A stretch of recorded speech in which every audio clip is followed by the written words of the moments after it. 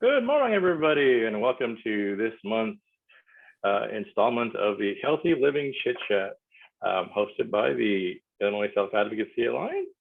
And we are grateful for the support of the Illinois Council on Developmental Disabilities. I'm happy to be your session facilitator today. My name is Jason Park, one of the project specialists for the Alliance. And as today, our topic for our Healthy Living Chit Chat is the power of sleep. And we'll talk a little bit about how sleep and rest can help with your advocacy or self-advocacy skills. So some quick agenda items is that we'll do our welcomes. We'll talk about the lovely benefits of sleep and why sleep is important. And then if you all have questions or comments, feel free to can either save them towards the end or feel free to put them in the chat, or we'll have time at different segments. So to begin with, as a way of actually getting some engagement and your feedback, why do we sleep? So why do as people sleep? Why do we sleep? Thoughts, questions, feedback? This is Christine, and I think to recharge our bodies and our minds. Yeah, that is a really key idea, is that it's a way for our bodies to recharge, it's a way for our minds to rest. Any other ideas?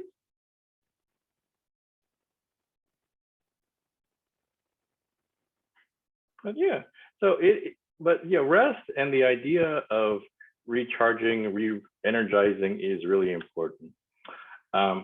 So what actually happened, and what's interesting is that when I was looking over some information about how what our bodies do for sleep, there's some really interesting things.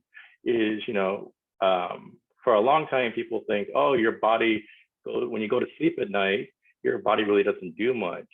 But our bodies and our brains actually are very active while you're resting. For example, while you're resting and sleeping, your body releases growth hormones. So your body can restore muscle growth. If there are any injuries or damage to your muscles or your body, as you're resting overnight and sleeping, your body works to repair any damages and continues to repair damages. As I mentioned, it helps to build muscle. And while we're sleeping, our brains still work. Our brains take that time to kind of categorize our memories. So our memories and everything that we've thought about throughout the day that might be really hectic and going around, our brains, when it's kind of like a downtime, takes the time to organize things, categorizes them, kind of thinking of it like a filing cabinet or in a computer system, kinds of sorts it out and stores it in long-term memory so that we can reference it later. And the whole idea of, as our bodies have moved throughout the day, and as we've thought and focused throughout the day, during our sleep, it just calms everything down and gives our minds and our bodies just a chance to rest. Okay. So the other big question that I've thought about is what do you all think is the right amount of sleep? How much sleep do we need? I'd say about 8 hours a day.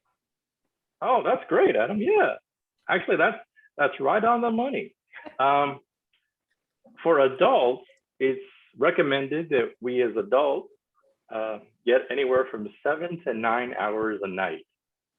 I was really surprised. I knew that infants and newborns and babies, they sleep a lot, but they typically need 16 hours a day. So nearly 2/3 of the day they sleep. And it's important that little ones sleep. And then as teenagers, about 9 hours of sleep. But for us as adults, yeah, we average around 7 to 9 hours of sleep. And that's really important. What do you think happens if we don't get enough sleep? Jid, this is Christine, and I have a question about sleep and rest. Yeah. So Adam said about 8 hours of sleep we need. Now, is that 8 hours at one time, or can it be you take a 1 hour nap and then maybe you have 7 hours at night? How does that work? You know, that's a really good question. And the information that I looked over, I think is leaning toward you need 7 to 9 hours at one time. So 7 to 9 hours overnight. So the idea of like, oh, you can take you sleep for a couple hours in like the late afternoon, and then 6 hours for sleeping.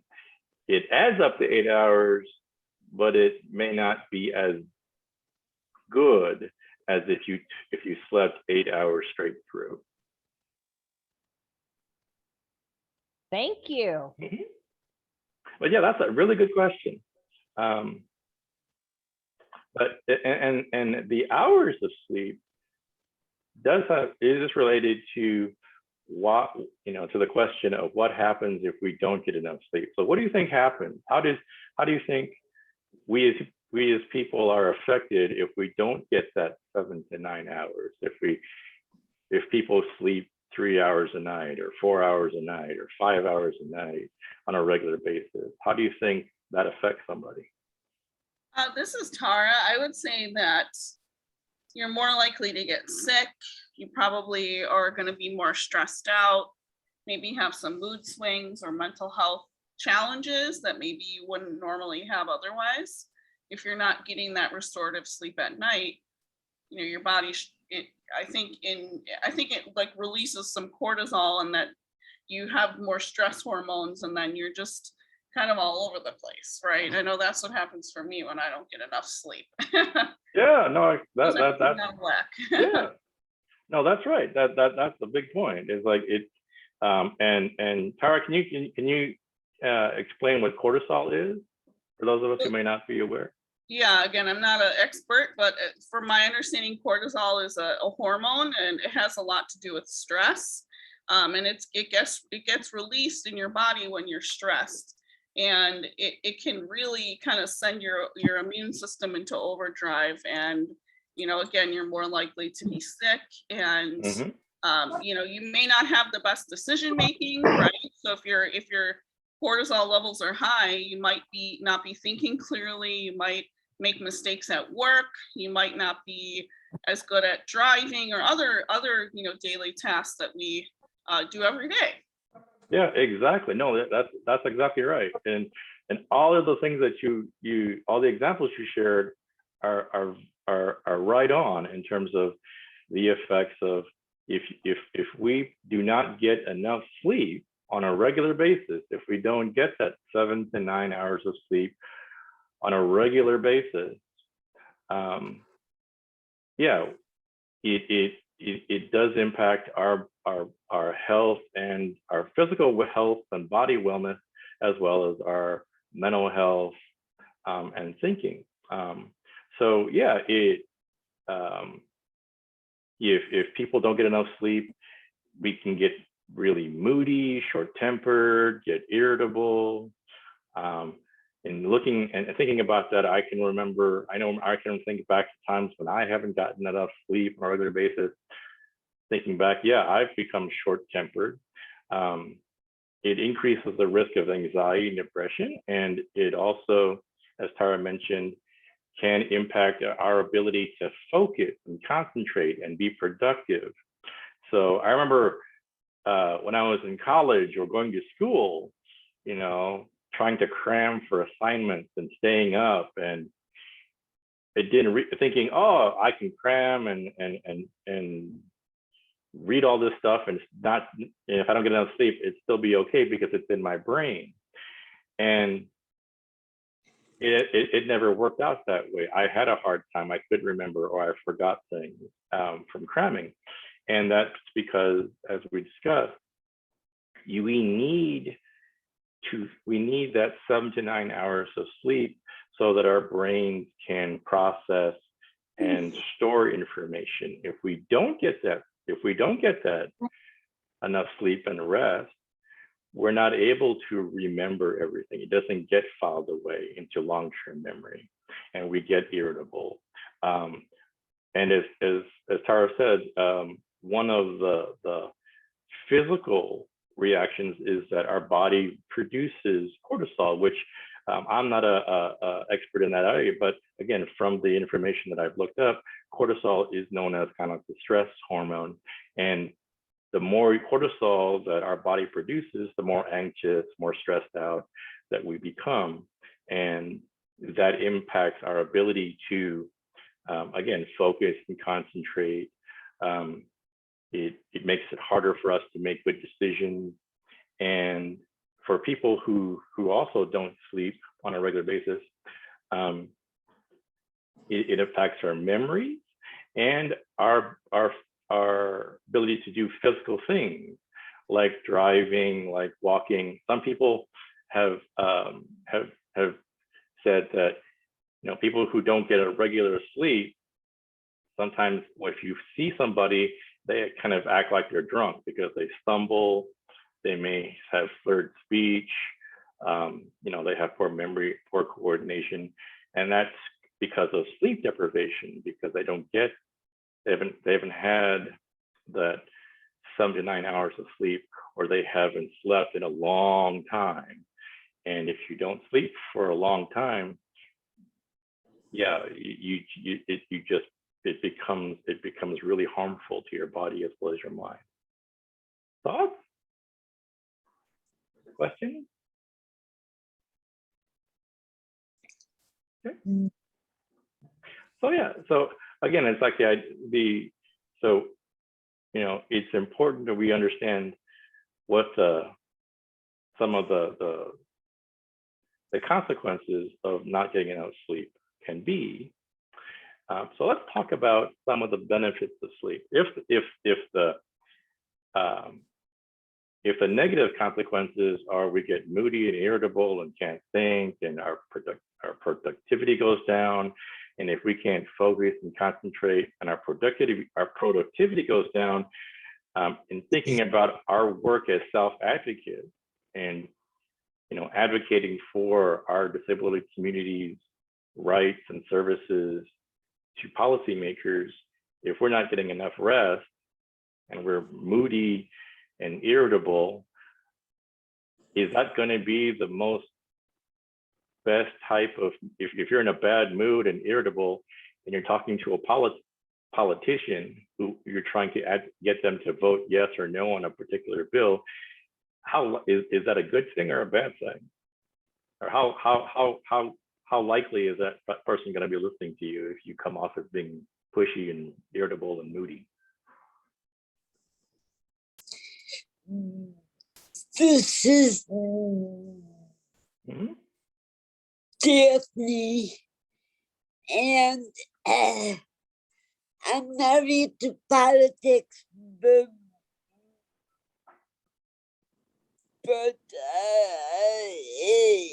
it would not be good.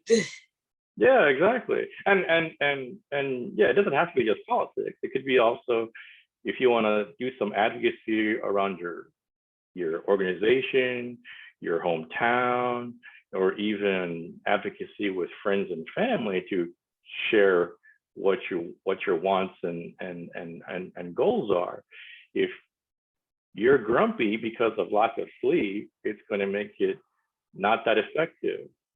And you're right. So, you know, we want to be able to get enough sleep so that if you get enough rest, the benefits of sleep is that it will help us, aside from our bodies and minds being rested, it helps us focus and helps with our concentration. So if we get enough rest, on a regular basis, when we wake up and tackle the day, and whether it's schoolwork or work or other things that we want to take care of in our lives, our minds are going to be much sharper. We're going to be able to focus, pay attention. When we talk with people, we're able to be more present in that conversation and be more engaged, understand things in a more effective way. We're able to, doing the work, we're able to like be very productive. And most likely, if you're having a good day, you're going to be in a good mood, or your moods aren't going to be moving up and down in a big way. You'll be more consistent and more stable.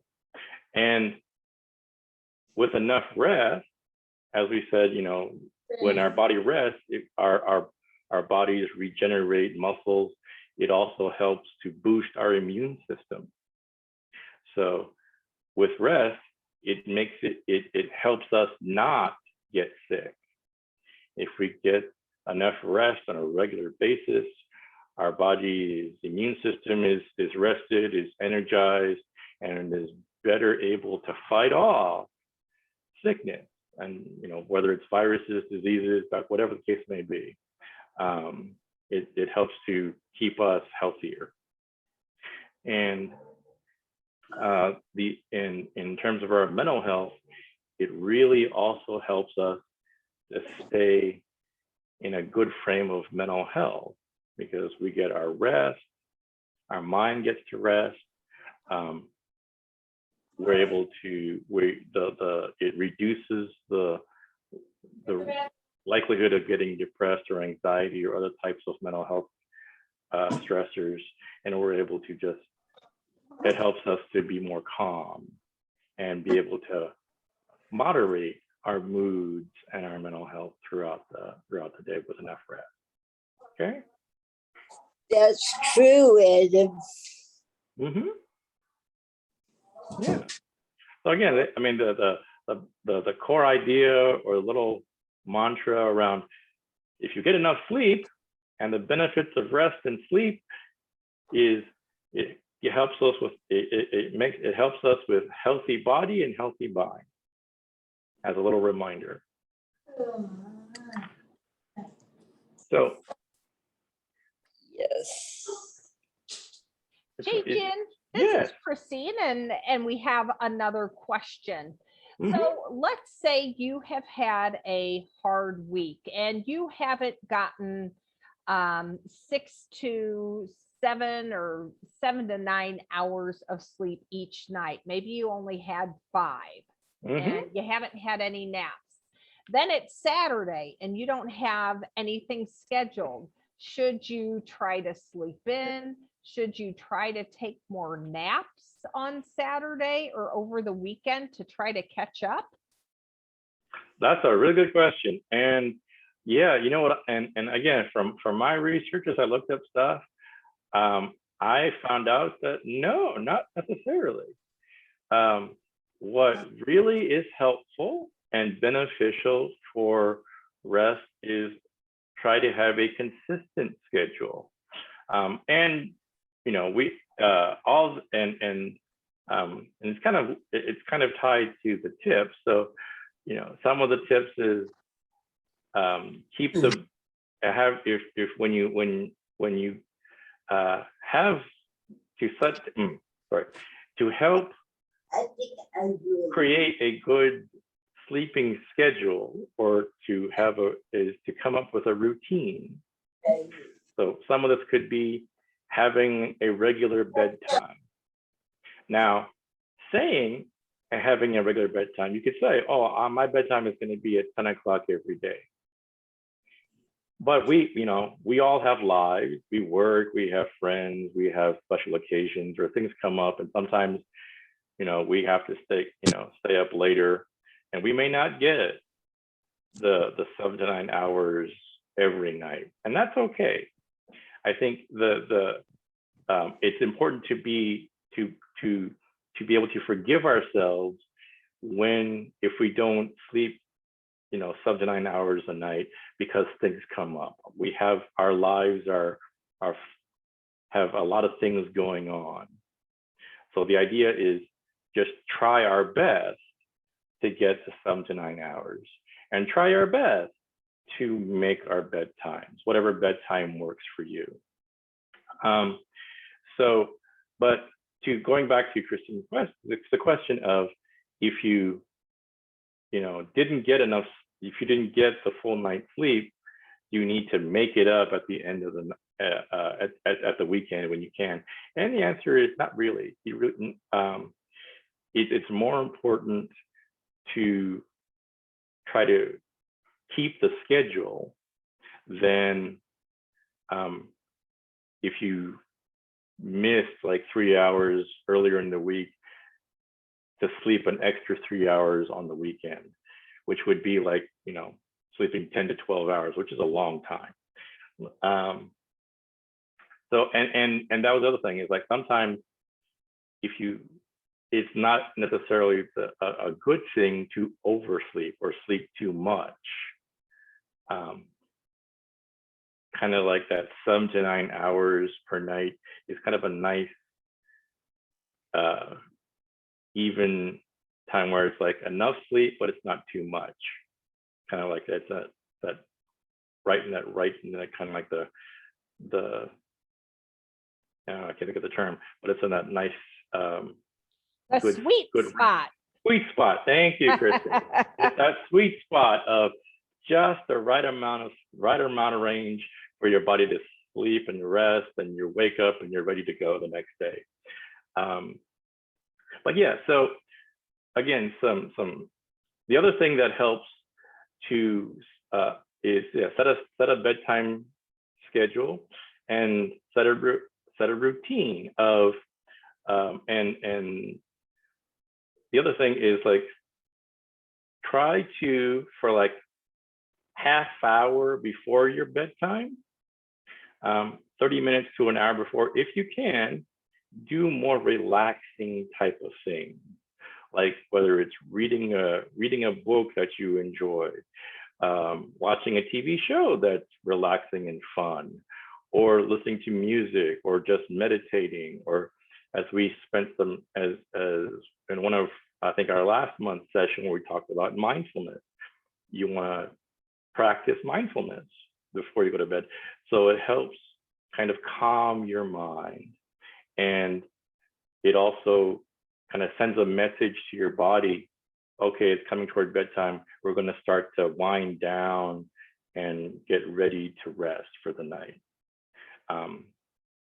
The other thing that helps, other recommendations that I found is if you're able to, like in your bedroom or where your bed is, if when it comes to bedtime, you're able to kind of keep it, avoid like a lot of light or distracting kinds of lighting around. So it's dark, it's as dark as it can be, so that again, that darkness helps to send a message to your body. It's bedtime, it's rest time. And something that I struggle with is there is a big recommendation. You should put your phone and tablets away before bedtime. I have a hard time doing that for myself because I enjoy reading things or listening to podcasts on my tablet as I get ready for bed. But the reason that they recommend not using your phone or your tablet is because it has been shown that your tablet, your phone emits a blue light, and some of the blue light from your phone and your tablet is a message to your brain to stay awake. It's to stay awake. So it's a stimulant. It's not helping to calm down or get ready for bed.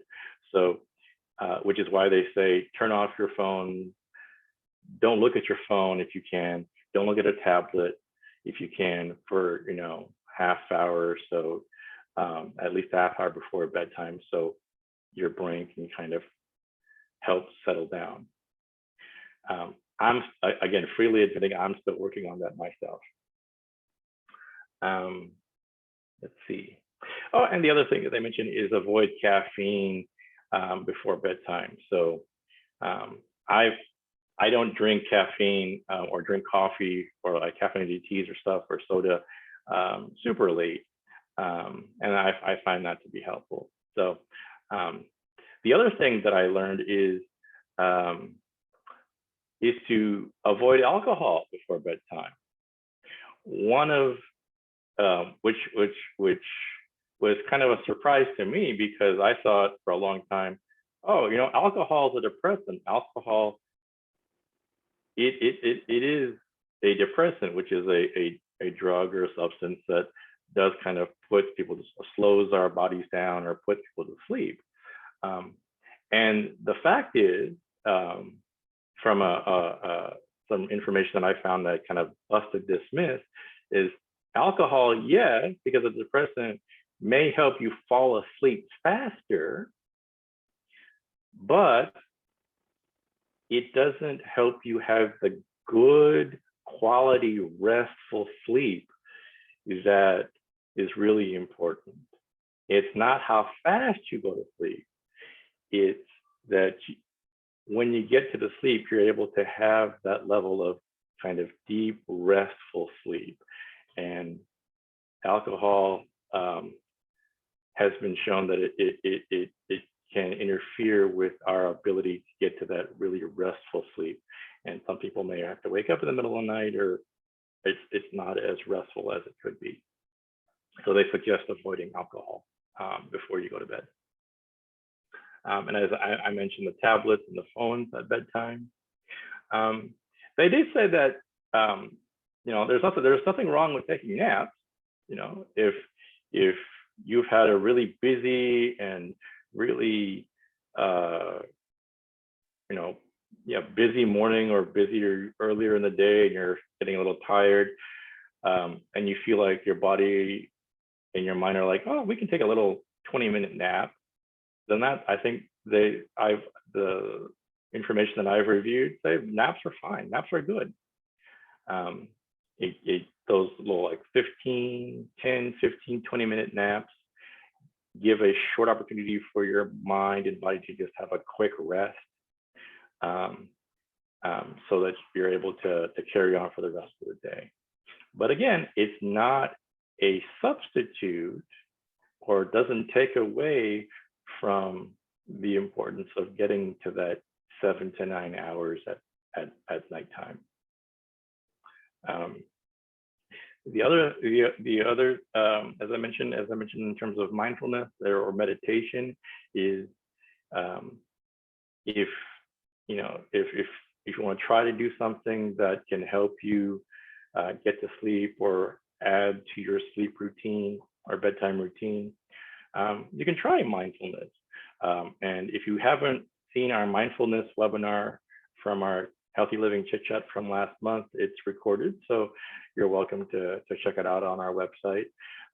Our guest presenter, Jessica, did a wonderful job of introducing mindfulness and also sharing some simple exercises and techniques that we all can, most everyone can find one that they can incorporate into their lives as a starting point to just see how it works.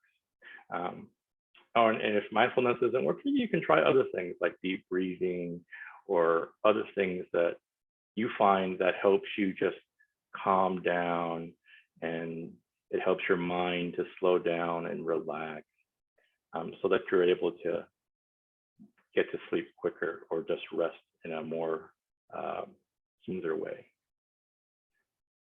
Questions?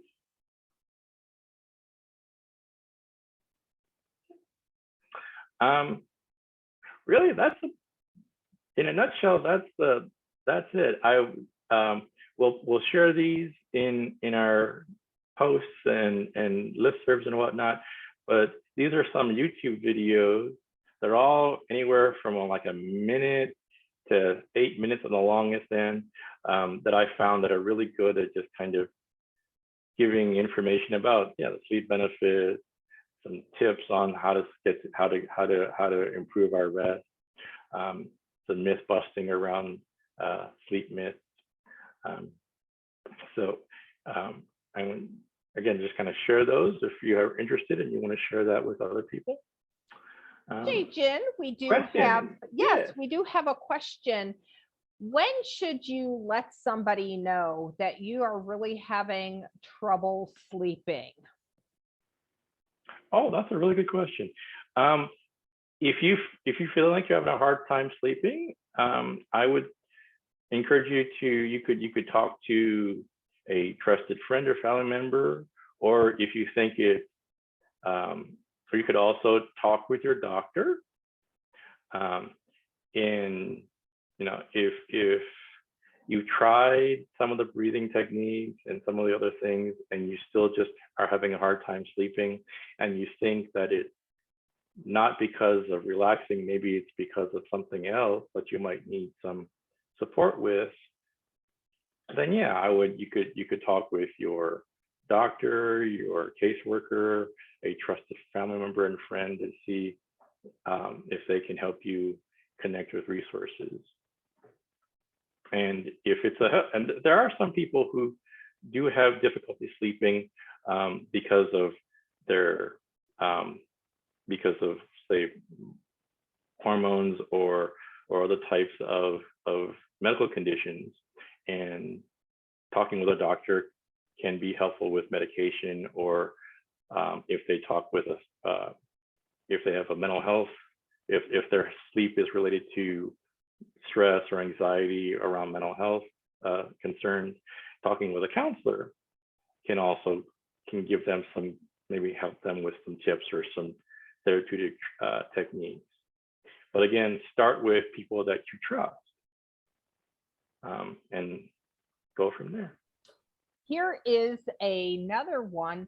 Some people work shifts, so they aren't able to sleep at night like many other people can. So what if you work at night and you have to sleep during the day? How can you make your room so that it's easier for you to sleep during the day? That's a great question. So if you're able to, for folks who sleep during the day because of their work schedule, if your bedroom or the place where you sleep, your bedroom has windows with blinds, and if the blinds aren't that well at closing the blinds or the curtains is not dark enough, you could look at getting different types of blinds, like darker blinds or darker curtains. There's something called blackout shades or blackout curtains that you can buy at different stores, even like whether it's like Amazon or Walmart or Home Depot. A lot of places carry these things. And they're called blackout shades or blackout curtains because they're really thick. The idea of these things is that when you put them up on your windows and you close them, they block all the light. So that makes it as dark as possible in the room. The other thing the other suggestion, if to whatever is possible, is closing your doors, closing your windows, so that to block out outside noises. And I know that can be tricky because depending on your house or your apartment or your neighborhood, during normal day hours, a lot of things happen outside. But to whatever you're able to do, try to close out outside noises so that it can be as quiet as possible. That's within your ability to control, so that you have as quiet as possible a room that you can sleep. All right, we've got another question. Some people have roommates and housemates. And what if your roommate or a housemate is a night owl and they like to watch TV all night long or listen to music all night long, and that is impacting your sleep? How do you do that? Yeah, and that's again, that's a really good question. I love all these questions, um, and really that's a matter of, and that's where you can also do some self-advocacy. Is that have a conversation and say, listen, and talk to your roommate or your housemate, saying, you know, can I talk to you for about something? You know, I want to talk. It's really important for me to get sleep, and I know that you like to listen to music or watch TV, and I don't want to I'm not saying, or I'm not asking you to stop doing that, but could you use your headphones, or could you turn down the, when you watch something on your tablet or your or on your phone, could you turn down the brightness setting on your screen so it's really dim, so that you can listen to it, but if you use your headphones or earbuds, you know, I'm able to get to sleep, and start, you know, start in a friendly way, just letting them know that, you know, because we share a room, and we both need to get rest, we need to, you know, work together, and this is an idea, a suggestion that I want to offer you, is if you can use your headphones, that would be great. If after starting that conversation in a polite way, the person's not is saying no, then you can explore, you know, talking with, if you you know, talking with the other folks in the house, or if it's if you live in a CILA, talking with support staff to try to find a way to help communicate the importance that, because everyone's sharing the space, everybody's sleep and rest is important. And let's work to try to find a compromise so that everyone can get the rest that they need, and not to be rude to each other. Okay. Any other questions?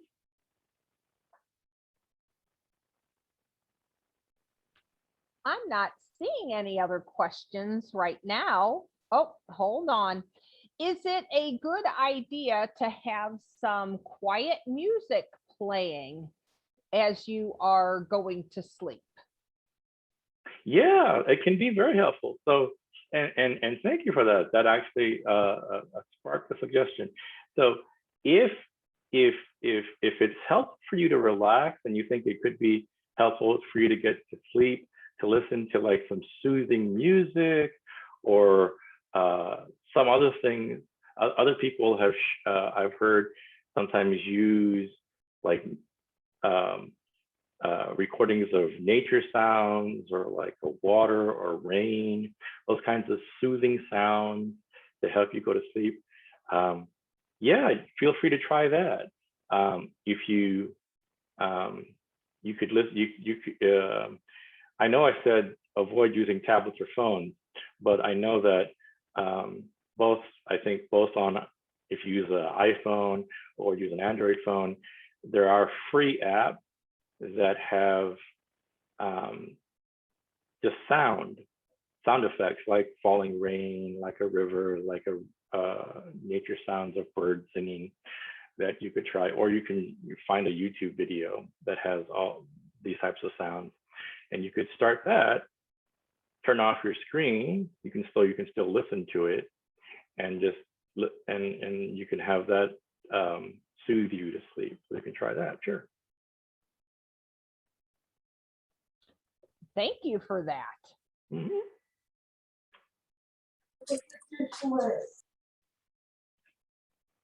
Mm-hmm. Did you have a question?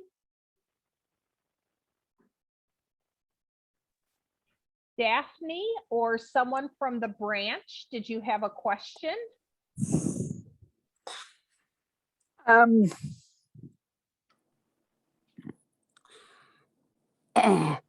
No, I did not have a question. Okay, that's all right. Thank you, though. Thank you for letting us know. So, Okay. Yeah, and if there's no other questions, that pretty much wraps up the main things I wanted to talk about was in terms of our sleep. You know, sleep and rest is a lot of things sometimes that we forget to do or forget to prioritize, and it's really important for us to remember that getting enough sleep and getting that 7 to 9 hours as our target as regularly as possible is really helpful.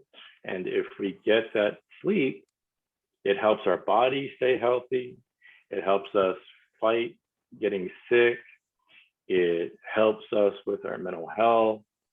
It helps us to, and as we do the work of thinking about doing self-advocacy around all the things that we care about, whether it's housing, employment, how I want to set up my room, where I want to go out and what movies I want to see, where I want to go to school, all the things that we care about that we want to work on or that we want to pursue. Getting enough rest and staying rested will help us stay sharp, be focused. And when we have those conversations and we practice self-advocacy, we're going to be much more able to communicate and advocate in a really effective way. And hopefully, by doing that, the chances of whoever we're talking to and whoever we're advocating with will take us much more seriously, and will hopefully, what we're asking for will have a greater chance of happening. Okay, so that's why rest is important, and why good rest and good sleep is really helpful and can power our self-advocacy work. And with that, again, thank you all for being here. Again, on behalf of the Self-Advocacy Alliance, thank you so much. And as you can see, if you can check us out and get more information on our website at selfadvocacyalliance.org. If you have any questions, you can send us an email at info@selfadvocacyalliance.org. And if you are still on Facebook, you can also like us and follow us on Facebook. At the Self-Advocacy at facebook.com/Illinois Self-Advocacy Alliance. And again, thank you so much, and you have a good day.